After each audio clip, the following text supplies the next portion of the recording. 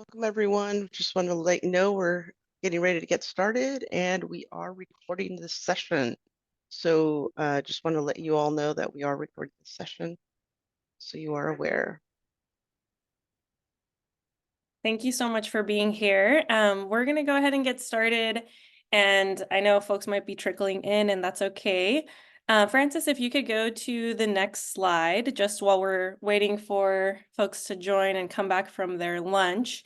I want to start off with some introductions. And so choose a fruit or a vegetable that begins with the letter of your first name in either your home language or in English. And then go ahead and share your name and what you teach. And you can go ahead and put that in the chat. Or if you are a brave soul and you want to unmute and let us know IRL in real life, that would be great too. But thank you so much for being here. Hopefully you're in the right place. You're here to learn about culturally relevant expanded learning programs. And I can go first. So I'll just say it out loud since I'm already talking. My name's Cindy Hu, and I'm the Education Program Manager at the Center for Ecoliteracy. A fruit that I really like, it's on this slide, is ciruela, which is Spanish for plum. So if you can go ahead and introduce yourself and put it in the chat, the name of a fruit that starts with the letter of your first name, and also your own name and what you teach. Yay, Amanda! Amanda Avocado, love it. Expanded Learning and Climate and Culture Coordinator for Fowler Can I? Unified School District. Oh, yes, please. I don't mind sharing out. Hey. I guess a fruit that I like, I want to say a date. I like dates. Ooh. My native language is English. My name is Dante Gallon. I am a site coordinator for the Berkeley Unified School District from TK through fifth grade. Oh, yay. Okay. So the Center for Ecoliteracy is actually based in Berkeley. So we're in the same little area. I love that. Okay, I'm going to read a couple more of these and then we're going to go ahead and get started. Lisa Lime, and she's the coordinator of ELOP for Mount Pleasanton Elementary School in San Jose. Oh my gosh. I went to school at San Jose, so go Spartans. Jen Jicama. Oh my gosh. I love jicama. I grew up eating that. And she coordinates the Assets after school program at Fort Bragg High School. Thank you. Thank you for sharing. All right. So we're going to let's give it another minute. It looks like some folks are still joining us here. If you haven't already shared, we are choosing a fruit or a vegetable that begins with the letter of your first name in your home language or in English. Or if you just happen to know another language, it doesn't need to be your home language, you can share that too and share your name and what you teach. And for those who are just joining, let me put the prompt back into the chat just so that it's there as well. Okay. All right, Francis, let's go back to the first slide so I can do my proper introduction here. All right, so welcome everyone. This is the Culturally Relevant Expanded Learnings Program. Again, my name is Cindy Hu, and I'm the Education Program Manager at the Center for Ecoliteracy. Hola y bienvenidos a todos. I'm so excited that you're here for this really important talk. And as I mentioned before, I'm the Education Program Manager at the Center for Ecoliteracy based in Berkeley. And the Center for Ecoliteracy really believes that culturally relevant education is essential for living a healthy and sustainable life. And we provide schools with resources and tools to model and to teach sustainable living practices. But we recognize that students need to experience and understand how nature sustains life in order to live sustainably. So we design a lot of programs that are getting the kiddos outdoors. And so when thinking about your after school program, if you have a school garden that you can leverage, really encourage you to go outside, get the kids digging in the garden, or even just exploring their local environment there. All right, next slide. So we already went through the introductions, so thank you for populating your chat throughout today's talk. If you have any questions, feel free to throw those in the chat. Don't forget your questions. and I will try to address them at the end, or if I have time, I can address them as I'm talking. But yeah, let's go ahead and go to the next slide for our agenda.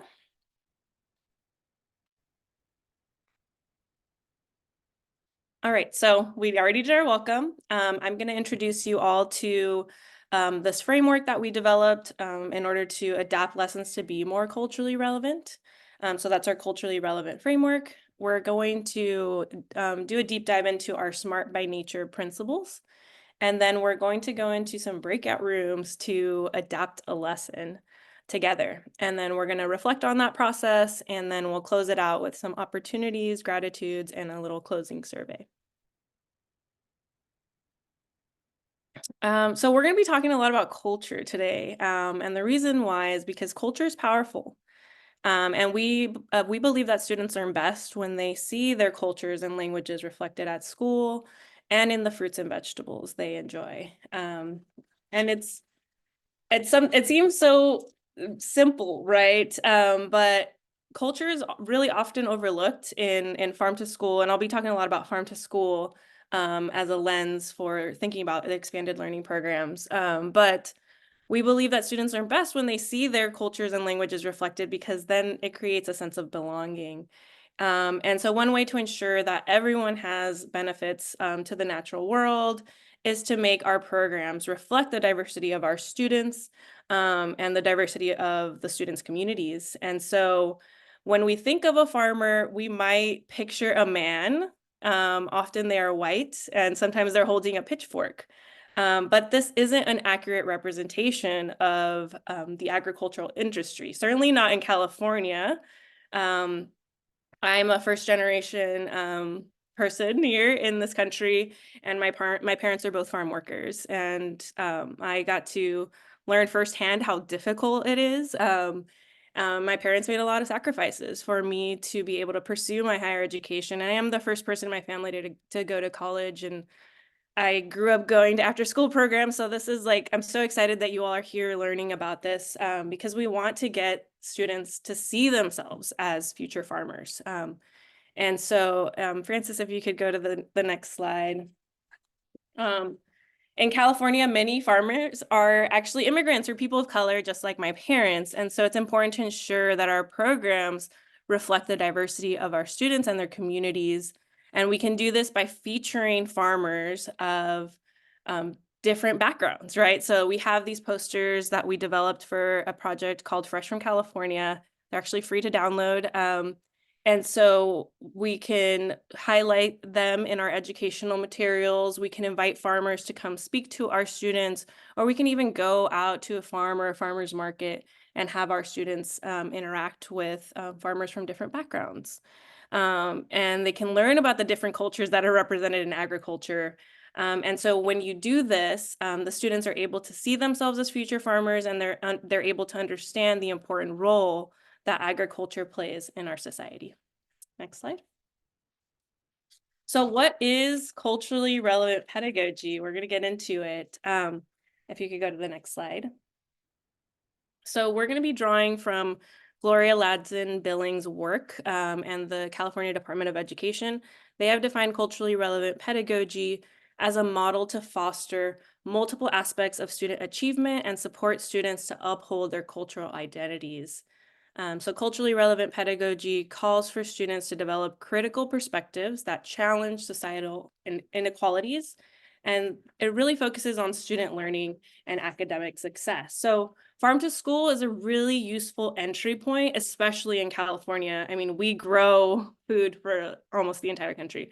And food allows us to explore questions that value students' cultures and help students develop a sense of place and belonging. For example, if we're teaching about fresh fruits and vegetables, the students can learn about essential concepts about food, health, agriculture, and nutrition. So there's a lot of different applications that we could take when teaching our students about food. And this practical approach makes learning real and exciting while nourishing students' bodies and minds. Next slide. So the Center for Ecoliteracy developed a framework to help educators easily enrich their lessons. And so if you are wanting to create culturally relevant lessons and culturally relevant expanded learning programs, I encourage you to visit our website. At the end, I'm going to give you a link to a resource page with all of the things that I've talked about today. But we developed a program called Eating, Learning, Growing, and it's jam-packed with resources that I'll be talking about at the end of the presentation. But I really invite you to check out our framework. It's going to be released sometime next month, but right now there is a preview of it on our website, and we're going to be working with that for today's workshop. But the framework and its activities is designed to help educators to enrich lessons to include diverse topics, histories, learning styles, and customs. And we've divided it into 3 phases. So each phase offers reflection questions and activities. And we really want you to just choose the activities and the reflection questions that feel the most useful to you. You don't have to answer all of the reflection questions. There's no set of questions or activities that you have to complete, but you can repeat some of the phases as you work through additional lessons. Next slide. So these are the phases. There's 3 phases I mentioned. Get to know your students, adapt the lesson with guiding principles and questions, and then reflect on the process of teaching and learning. As you can see, it is a circular process. It's not going to be a one-time thing. We do encourage you to revisit this process as you get new students in your after-school program, or as the year changes, students join, students leave. So it is important to embody this humility when you move through your teaching practices. It's important that as we connect with our students, enhance lessons, and reflect on the teaching process, to acknowledge that things do grow and change. And so we encourage you to embrace this process and commit to to continuous reflection and professional development. Next slide. All right, so step 1, get to know your students. So we want to create and foster a sense of belonging, and this is a key element to creating a transformational experience for our students. So before you even think about adapting a lesson, I want you to take the time to understand your students' interests and get to know them and their families and their customs. And this will help you to design lessons that connect to your students' lived experiences and build deeper knowledge from this foundation. Next slide. So I want you to think about choosing two to three students to get to know better. And the goal is to increase the cultural relevance of the lesson by centering the interests and skills and cultures of your focus students. And these are just some questions to consider.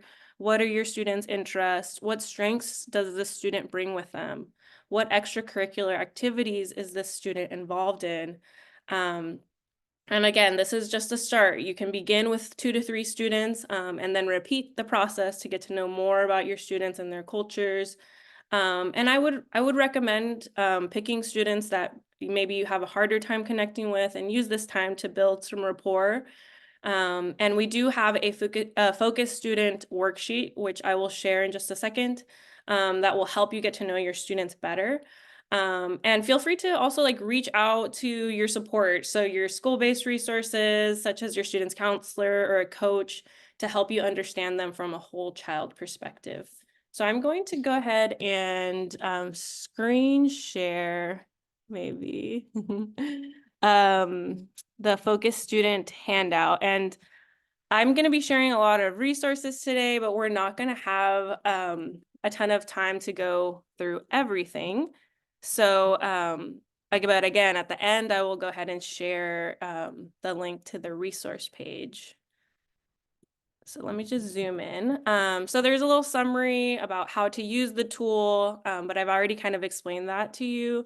Is you're going to choose a handful of students to ask some questions. And so here's the questions. It's on the second page. There's a lot of different things that you don't have to answer every question. It's just a way for you to get to know a little bit more about your students. And then when you learn about your students and their cultures and their languages at home, you can leverage that and bring that into your lessons to really have those students' experiences and their funds of knowledge to shine through, and they're going to get so excited about the curriculum. I remember when learned about Cesar Chavez at school, and I was like, oh my gosh, my parents are farm workers, and like this was like the Latino hero, and I just remember just being so engaged during those lessons, and I hope that that is the case for your students as well. All right, I'm gonna stop screen sharing here. I just wanted to show you what that tool looks like, but again, you'll get the link to that. So let's go back to our PowerPoint. So that's the first step. Get to know your students. And you might be operating a after school program that's like very diverse, and it'll be difficult to just survey 2 to 3 students and have that be representative of your student population. So I encourage you to do the exercise again, or on the opposite side, you might not have a very diverse student population, and that's okay too. You can still weave in different cultures and create a sense of understanding for your students of the importance of just like highlighting different cultures. And you can even use, like, this month is Black History Month, so you could use different times throughout the year to highlight some of those different cultures. So that was step 1. Phase 2 is adapt a lesson. So I'm going to talk at length about our Smart by Nature principles that we developed to help inform our education practices. So I'm going to go ahead and if you could go to the next slide, Francis. Okay, so these are the Smart by Nature principles that the Center for Ecoliteracy developed. And we're going to go through these, and there's a set of reflection questions for each principle. And these are the things I want you to start thinking about when we're going to go into adapting a lesson. So with these principles, our goal was to build an understanding of the role that food plays in our lives. And school gardens really do offer an opportunity for students to develop a sense of responsibility, a connection to the community, education about food, and to elevate the value of local agriculture, and even lifting up underrepresented stakeholders in the food system. So our first Smart by Nature principle is nature is our teacher. So nature thrives and is resilient because of its diversity. And similarly, students also thrive when classroom environments welcome diverse voices, histories, learning styles, and values. So diversity assures resilience, and even a healthy garden is diverse with a variety of different colors, shapes, and sizes and flavors. So the classroom is similar, and there should be an appreciation for both garden and classroom diversity. So that's our first principle, our nature is our teacher. Our second principle, sustainability is a community practice. So sustainability occurs when we create nurturing communities that validate and inspire connections, and classrooms that include all students of a community become more interconnected and make the community more sustainable. And so what I infer from this Smart by Nature principle is that we need to leverage our community, right? So when we encourage parents and community members to participate in our schools and in our classrooms, and we treat parents as a valuable and knowledgeable and capable resources, we show students that what they have at home and where they came from is a value, and that's huge. I talk a lot about my personal story as the daughter of immigrant farm workers, and there is some shame with that, and not having as many opportunities as some of my peers. But what I didn't know is, like, I grew up in a small rural town. Like, a lot of my classmates were kind of going through the same experience. And so I wish that some of my teachers kind of highlighted the importance of, like, hey, like, your parents are providing food for the entire country. Like, that's amazing. I remember when COVID happened, and like we were trying to figure out essential versus non-essential. Like, my parents were essential workers. Like, they had to go to work. They were providing food for the entire country, whereas I was like a non-essential worker. So it was just kind of interesting to think about it. But yes, treat your parents as a valuable resources, invite them into your classrooms and create that space so that the students can value where they come from. Okay, Smart by Nature principle number 3, the real world is the optimal learning environment. So this is especially relevant for farm to school, where education about food and farming elevates local agriculture and lifts up those underrepresented farm workers in the food systems.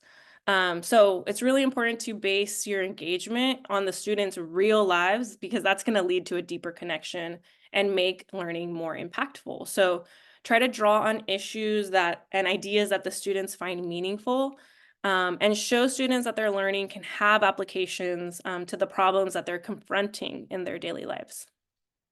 And then let's talk about our last Smart by Nature principle here. Sustainable living is rooted in a deep knowledge of place. So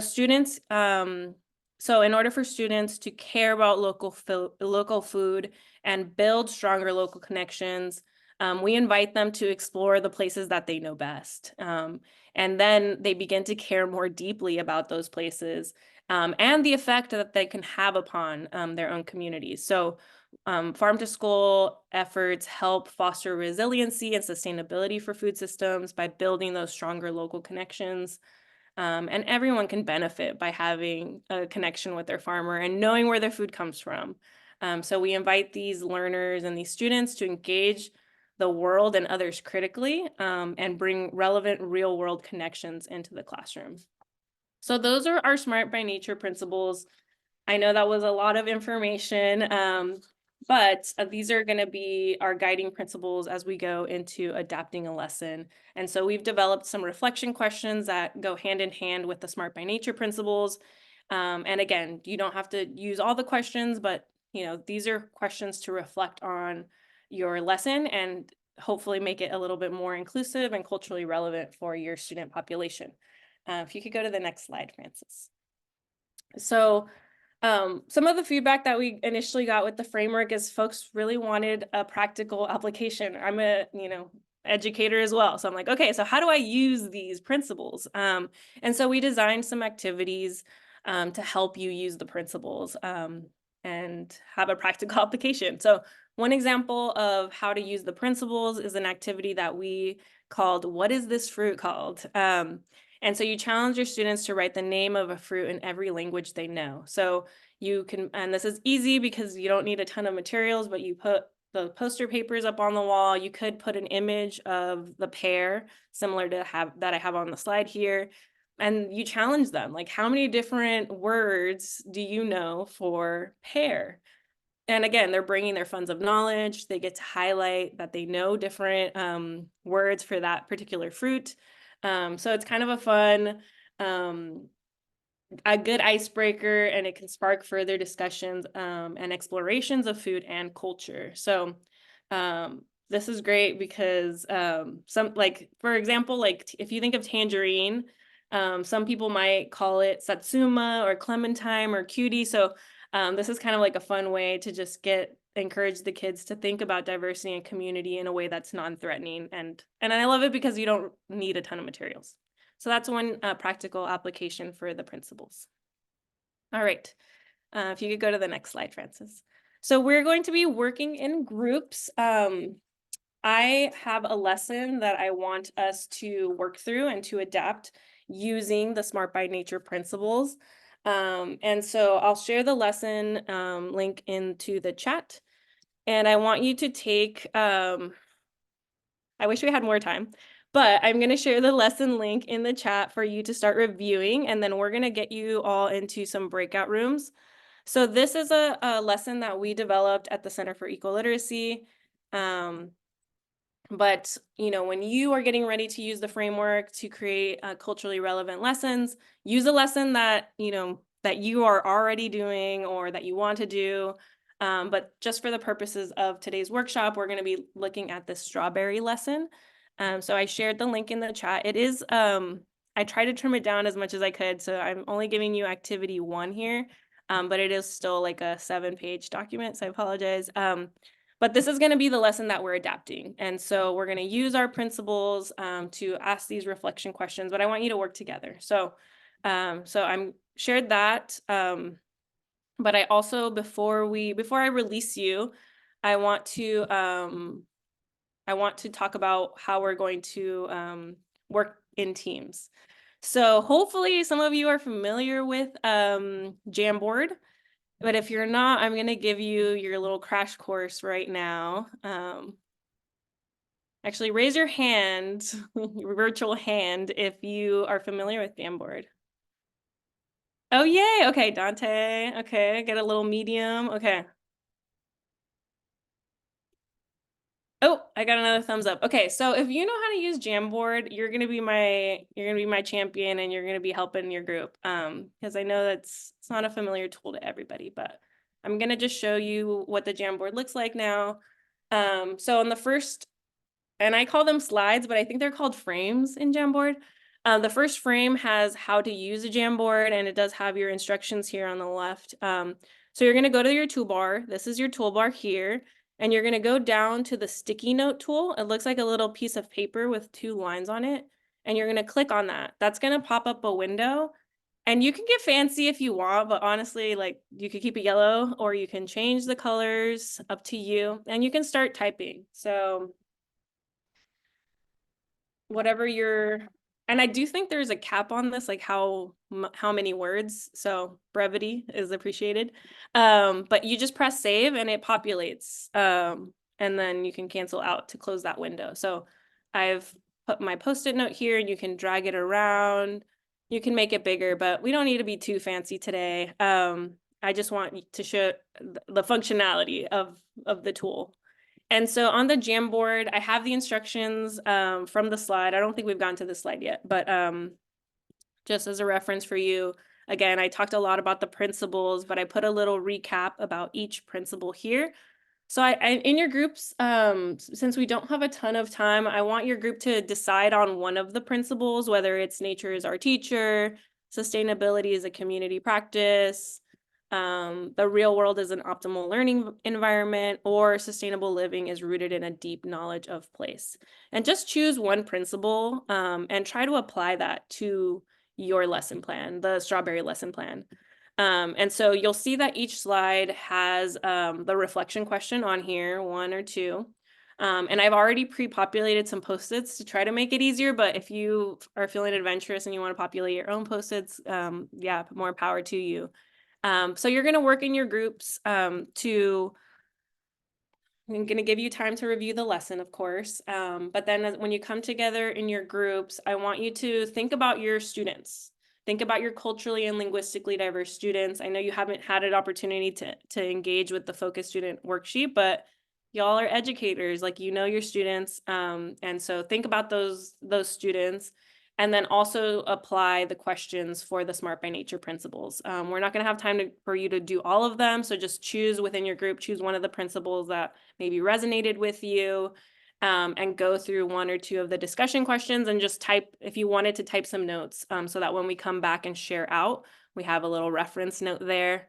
So that's the Jamboard, and that's how I want you to interact with the Jamboard. So hopefully that's clear. I will be, I can pop around into the different breakout rooms to support, but hopefully we have a champion that will be there that knows how to use the tool. So, all right, so I'm gonna stop sharing my screen on that. And let's give you some time to go over the lesson, the strawberry lesson. And then we're gonna, as you're doing that, we're gonna start getting the breakout rooms going, and we will have them randomly assigned. And then you'll be able to work in your groups for about like, actually, we're doing pretty good on time here. Okay, so we are gonna have about 30 minutes to work in our groups. And if we feel like that's too much time, we can also come back earlier. Okay, so let's give 10 minutes to go over the strawberry lesson. And again, I already put that link into the chat, and then we'll put our breakout rooms going, and then we'll work together in teams to adapt the strawberry lesson. Any questions before we release you to do some reading of the strawberry lesson? Okay. All right.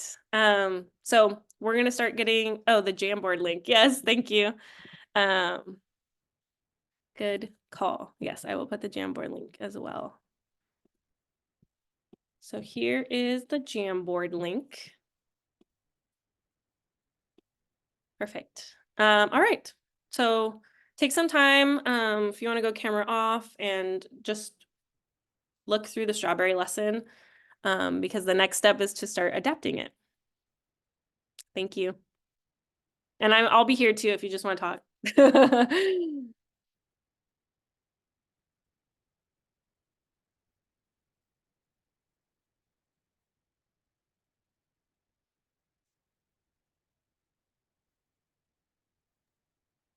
Do you want me to put them in groups now? Yeah, let's start getting the breakout rooms set up.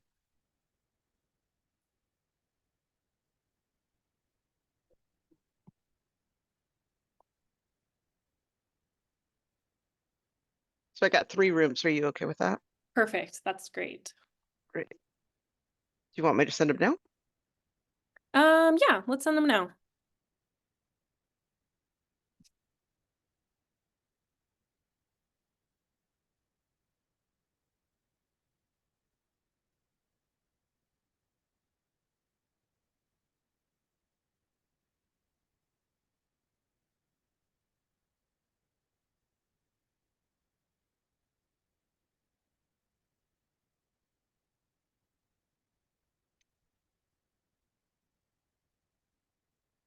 Thank you, Francis.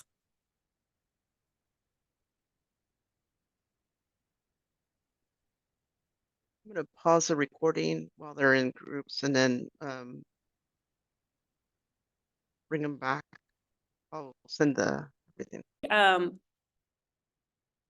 Thank you. Yeah. If you're new to culturally relevant pedagogy, I think it really helps to find other teachers, other site coordinators who kind of share in this vision with you. I think it's really positive to like be able to like bounce ideas off of each other and collaborate to make this like an easier process and like share ideas because it is a big undertaking. And so I want you all to share back because I do feel like when you vocalize an idea, it might like, pop up another idea that you didn't even think about before. So I do think it's a valuable exercise for us to do. So I did ask each group to elect a representative or self-select a representative to share back your ideas. So if you could share back the Smart by Nature principle that you selected and how you would adapt that for your culturally and linguistically diverse students. That would be amazing. So let's turn it back to you all. And actually, if we could go back to gallery view so I could see everybody, that would be amazing. So the stop share. Yeah, thank you.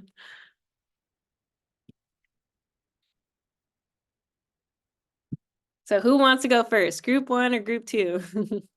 I can go. I don't mind. So I don't know if was I in group 1, maybe? Okay, I was in group 1. Yeah. And the principle we chose was nature is our teacher. And well, first off, we all made like a bunch of connections, which was great, of like different things. Like we talked about how farmers markets, like incorporating that in the programs and introducing like new foods to kids, which is pretty cool. And then Lisa had a great idea too, like how to turn this lesson, the strawberry lesson, into like a garden lesson at the schools and like take like one side of the strawberries, maybe no pesticides, and the other one pesticides, and they can kind of compare and contrast how that works. Um, we also have pretty good ideas about this like asking students about the bugs and what they see, where they live, like in their school. Um, Also like introducing new foods to students in a sense of getting them more involved and excited about learning in the garden, learning about where food comes from, like making historical connections to their home cultures. So that was our conversation. First of all, thank you to my group. I think we had a great conversation about just how to incorporate this into our settings where we are now, because we are in different settings, different diverse groups. So it was pretty chill for us. But yeah, that's how we connected. Thank you, Dante. It sounds like your group had really great discussion, and I love all of those ideas. So let's hear from group 2. I believe that was us. We were thinking through the lens of the sustainable living is rooted in a deep knowledge of place. And so we were kind of scaffolding it around like high school, middle school, high school kiddos. So we thought about the students creating climate awareness posters in their home language to begin a campaign around the campus and have those infographics also available in the office so that other people coming could view it.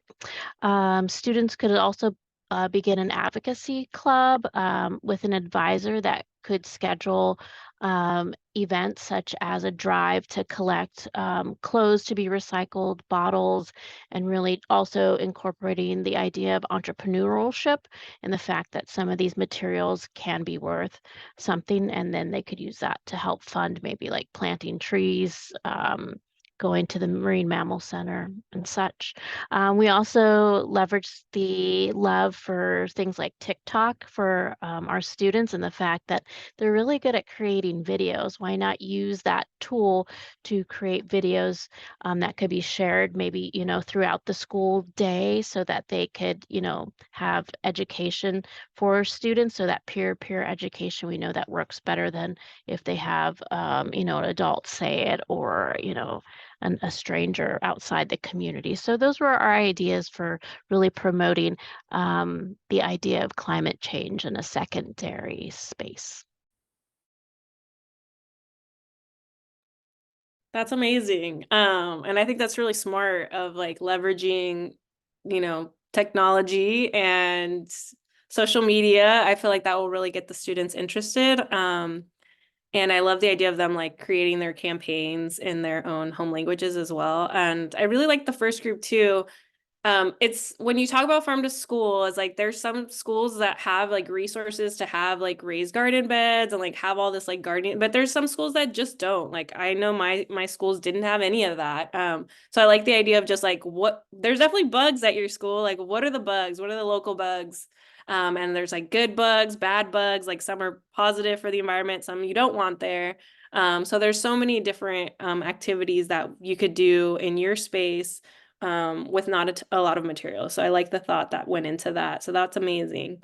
Mention one thing, it's just something I've been reading lately is even at schools that don't have raised beds, you can use cardboard boxes. Seriously, for those raised beds. We all have those paper boxes around. Those are nice and sturdy. Those are easy for strawberries.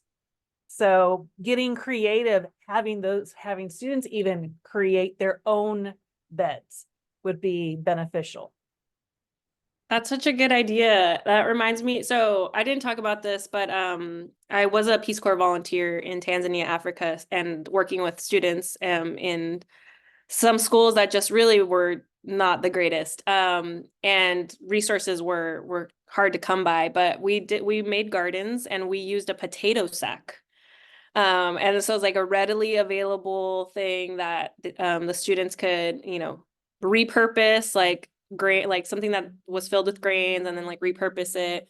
So it doesn't have to be expensive. Like you can be resourceful. Like I love the second group too, is just like, let's take all these things that don't have, like, we don't need anymore and like, let's repurpose them and like maybe sell them and like use that to fund like these other activities. So yes, I'm all about like reduce, reuse, recycle and how we can repurpose things and yeah, just get creative. And you might not have all of the resources, but you can certainly create lessons that are engaging and hands-on and are going to connect your students to food and healthy choices. So amazing, amazing. Thank you all for sharing. Anyone else want to share anything that might have come up just from the ideas that were shared?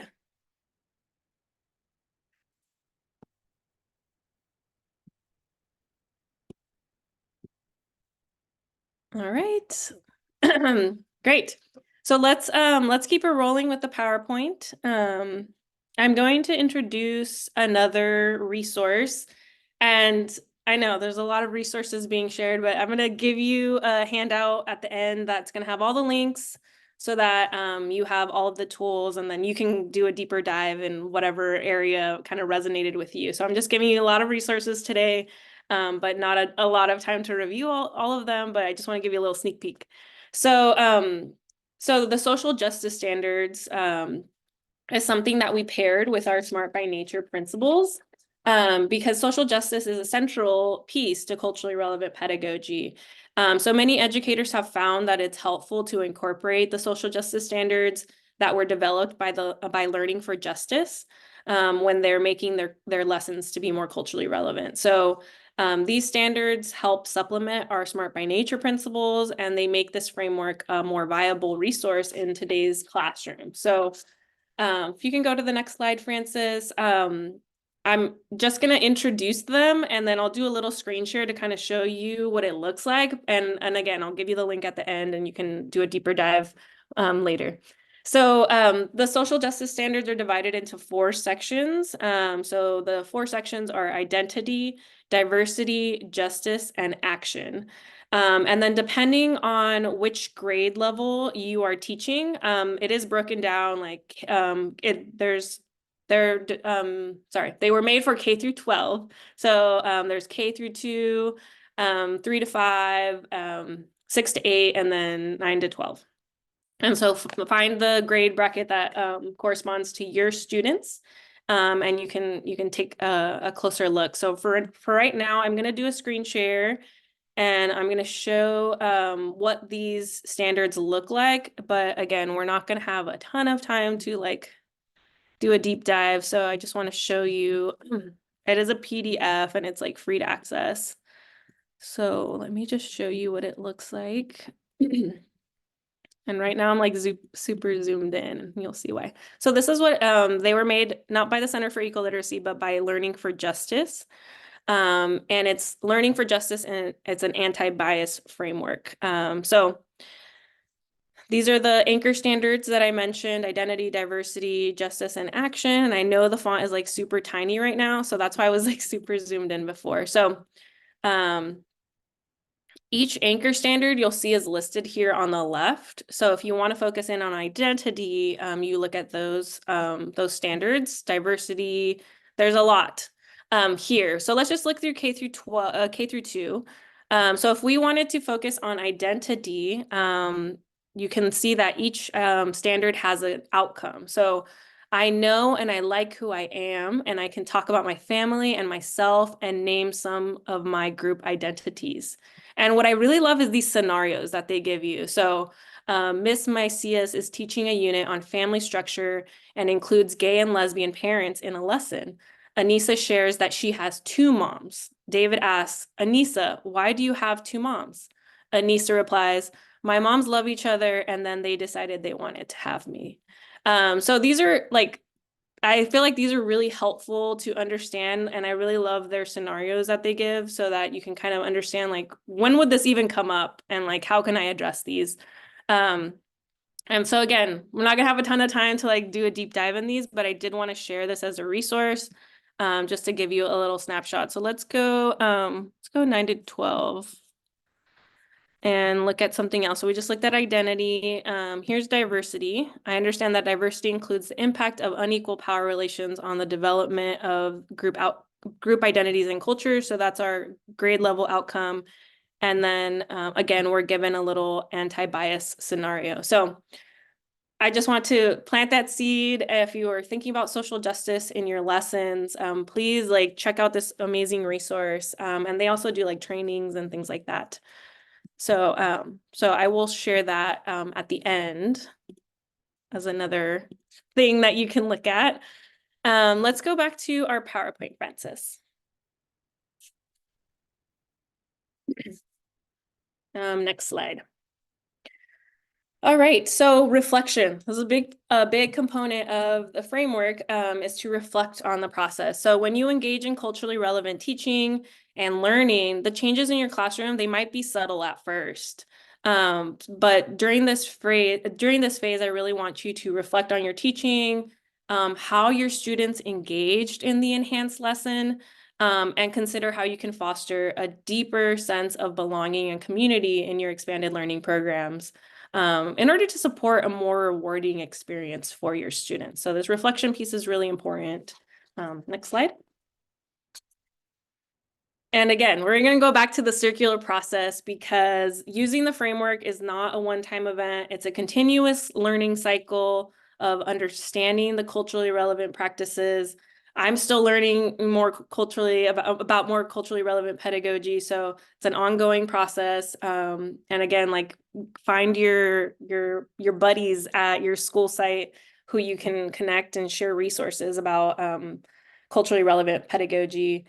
And again, you're going to want to keep getting to know your students as the year changes, our students change. So you're constantly wanting to get to know your students, whether that's using the focus sheet or just asking questions to get to know, what their home life is like.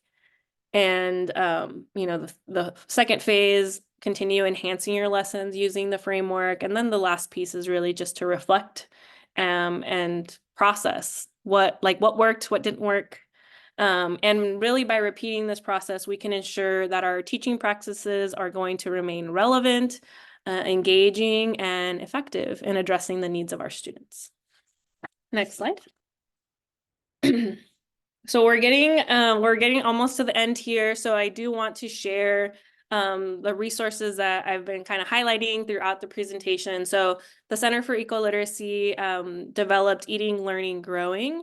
And part of that was we created this culturally relevant farm to school framework. So the framework and its activities are designed to help educators such as yourselves to enrich lessons, to include those diverse topics, histories, and languages and customs. And so some of the resources that will be linked on your resource page at the end is the culturally relevant framework. So right now you're getting like a sneak peek to like the official framework that is going to be released in March. But the sneak peek does offer a lot of the things that we went through today, but we're kind of in the final process of refining it. So the finalized piece will obviously look different, but you get the little sneak peek.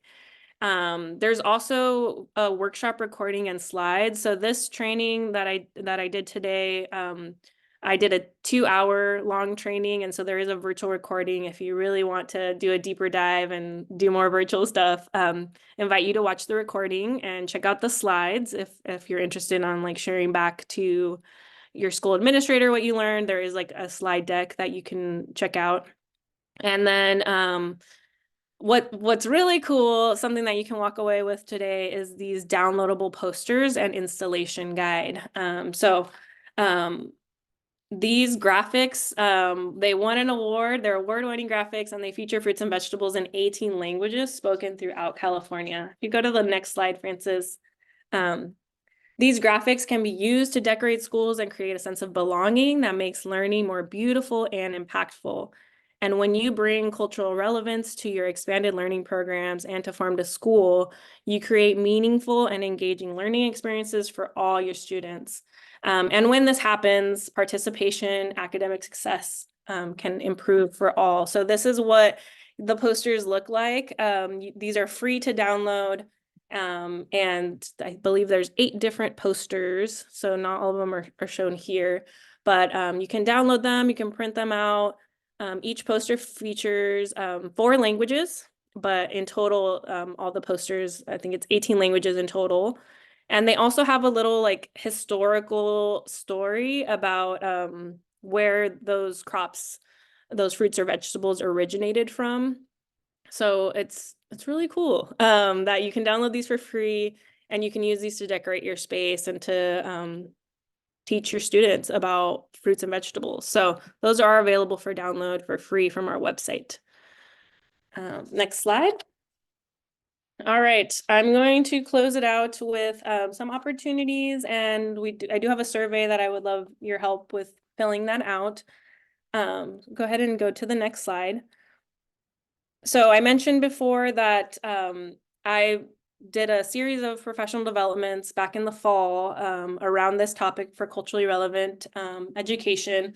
And part of that process was we piloted the framework. We were working with a small group of teachers to help get feedback on the framework and make it more relevant for teachers. And so we're still in the like final process of like finalizing the framework. And so we're working with education champions to help us learn how we can activate this resource. We're going to share this like once the framework is ready, we're going to share it more broadly, like to folks all over the country. And so we're working with a small cohort of education champions to help get like the final feedback on how we can engage students and all of that. So I wanted to just share this opportunity. If any of you are interested in joining our cohort of education champions, these are kind of the things that you need to do in order to participate. And as part of a incentive and like acknowledgement of your time and commitment to joining the cohort of champions, there is a $300 stipend. So because you were here on this call today, you've received like, at least a little bit of training on how to use the framework. And so our expectations are you would teach one lesson that you've adapted using the culturally relevant framework, whatever lesson that you choose, ideally about fruits and vegetables. You would survey your students by conducting a 3-question survey that we provide with at least 25 students. Attend a coaching session. So we partner with STEM for Real. I'm not sure if anyone's familiar with them, but they're really great and have been essential to developing this culturally relevant training. And so they'll give you a little coaching session on how to like adapt your lesson and just be a thought partner before you teach your lesson. And then we're going to all come back together as a cohort to share back like how our students received the lessons. So those are kind of like the obligations in order to receive the stipend. But yeah, the peer learning sessions are actually coming up. There's one this weekend on Saturday the 24th from 9 to 10, and there's a second one on March 2nd from 9 to 10. So it's a Saturday. But that would be like, if you are interested in becoming an education champion with us, you would need to attend one of those 2 sessions. So in the survey, there will be a question that says, are you interested in becoming a champion? Yes or no? And if you say yes, I'll respond with all like the information you would need to join us. But just wanted to share this as an opportunity. If you want to learn more and connect with other teachers in California who are also really jazzed about culturally relevant pedagogy, this is an opportunity for you all to join us in refining and helping us activate the framework and sharing it out to a wider audience. So that's the opportunity, and happy to answer more questions about that at the end. Let's go ahead and go to the next slide. So we're going to do a 5-minute survey. So please stick around. This what I'm able to present at this conference today because of our funders. And so I would love to be able to show them that you all liked the training. And so we have just this 5-minute brief survey. Again, if you're interested in becoming a champion, there is a question about that, and just make sure you say yes, and then I'll follow up with you. But your participation is crucial to making sure that we have funding for these impactful programs. So if you're really excited about culturally relevant pedagogy, let us show our funders that, teachers are excited about this stuff. So again, thank you so much for your time. I'm going to go ahead and drop the link into the chat. And yeah, I'll be here if you have any questions for me. I think we're done at 1:30.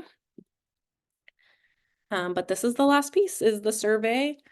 And if you click over to the last slide, Francis, here's my information. So if you have any questions for me, I'll be around right now at least until 1:30. But you have my name, my email, and then this URL will get you to the Eating, Learning, Growing resources. Oh, and the resource page. Kept talking about that. So let me go ahead and get the resource page. So this is going to have links to all of the things that I referenced today, the social justice standards, the sneak peek of the framework, the Jamboard, which I will likely change to just viewable so that no one can edit it anymore, but you'll have that. So like to refer back to your ideas from your group discussions. What else is on there? There's a lot of stuff on there. Let me just click it to see. Okay. The focus student worksheets on there, the Eating, Learning, Growing posters are on there, the strawberry lessons on there, social justice. And then if you're interested in learning more about the Center for Ecoliteracy, our newsletters on there as well. So you have everything you need that I referenced in the PowerPoint. So again, I'll be here you have any questions for me, thank you all so much for your time, and thank you for doing this amazing work for our students. Thank you, Cindy. Thank you. I'll be here. Thank you, Cindy. Just a reminder that there's a quick break, and then we'll be all together shortly for the closing. Thank you, Francis.